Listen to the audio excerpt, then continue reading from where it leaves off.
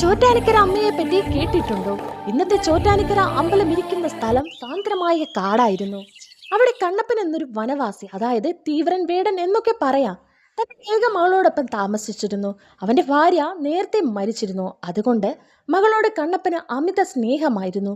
കണ്ണപ്പൻ ഓം കാളി മഹാകാളിയുടെ മഹാകാളി ഞാൻ ഭക്തനായിരുന്നു. നിന്നെ എല്ലാ വണങ്ങുന്നു. വെള്ളിയാഴ്ചയും അമ്മേ ഒരു നിന്റെ കരുണ മൃഗത്തെ, കൊണ്ട് എന്നെ പലപ്പോഴും അനുഗ്രഹിക്കണം. കാളയോ കിടാവോ ആയിരിക്കാം, ബലി നൽകി അമ്മയെ തൃപ്തിപ്പെടുത്തുമായിരുന്നു. ഒരു ദിവസം കാട്ടിൽ നിന്ന് ഒരു മനോഹരമായ കിടാവിനെ, അതായത് പശുക്കിടാവിനെ അവൻ പിടിച്ചു കൊണ്ടുവന്നു. അതിനെ ബലിപീഠത്തിലേക്ക് കൊണ്ടുപോയി കത്തിയുയർത്തി ബലി നൽകാൻ തയ്യാറായപ്പോൾ അവന്റെ മകൾ പവിഴം, ചില കഥകളിൽ മണിമല, മണിമങ്ക, ദേവി എന്നൊക്കെ പറയുന്നു, ഓടി വന്ന് അവൾ പിതാവിന്റെ കാലുകൾ പിടിച്ചു യാചിച്ചു.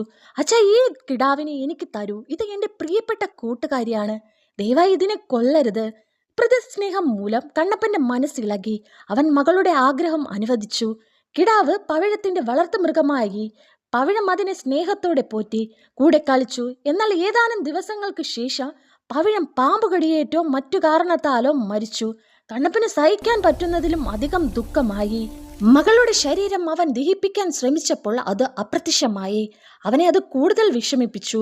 കാലം കഴിഞ്ഞപ്പോൾ ഒരു വെള്ളിയാഴ്ച ബലിക്ക് മറ്റു മൃഗങ്ങൾ ലഭിക്കാത്തതിനാൽ കണ്ണപ്പൻ ആ പ്രിയപ്പെട്ട കിടാവിനെ തന്നെ ബലി നൽകാൻ തീരുമാനിച്ചു.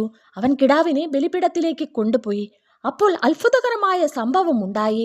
കിടാവ് പെട്ടെന്ന് കല്ലായി മാറിയിരുന്നു. ചില കഥകളിൽ പവിഴവും കിടാവും ഒരുമിച്ച് കല്ലായി മാറി എന്നാണ്. കണ്ണപ്പൻ ഭയഭക്തിയോടെ നിന്നു. പിന്നീട് അവൻ അവിടെ ഒരു ചെറിയ ആരാധന സ്ഥലം ഉണ്ടാക്കി ഭഗവതിയെ ആരാധിക്കാൻ തുടങ്ങി. കാലക്രമേണ ആ സ്ഥലം ഉപേക്ഷിക്കപ്പെട്ടു. പിന്നീട് ഒരു ദിവസം ഒരു സ്ത്രീ പുല്ല് വെട്ടാൻ വന്നപ്പോൾ കത്തി മണ്ണിൽ കൊണ്ടപ്പോൾ രക്തം വാർന്നൊഴുകി. ഭയന്ന അവൾ ഓടിപ്പോയി വിവരമറിഞ്ഞ് ആ സ്ഥലത്തേക്ക് മറ്റ് ഭക്തന്മാർ എത്തി പരിശോധിച്ചു. അവിടെ ഒരു സ്വയംഭൂ രുദ്രാക്ഷ ശിലയായി ഭഗവതി പ്രത്യക്ഷപ്പെട്ടു. അതിനൊപ്പം മഹാവിഷ്ണുവിന്റെ ചെറിയ വിഗ്രഹവും ഉണ്ടായിരുന്നു.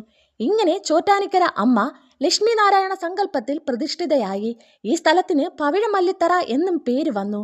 പിന്നീടുള്ള സംഭവങ്ങൾ, ആദി ശങ്കരാചാര്യർ ഈ ക്ഷേത്രത്തിൽ എത്തി ആരാധന നടത്തി. അദ്ദേഹം മൂകാംബിക ദേവിയോട് പ്രാർത്ഥിച്ചപ്പോൾ ദേവി അദ്ദേഹത്തോടൊപ്പം നടക്കാൻ സമ്മതിച്ചു.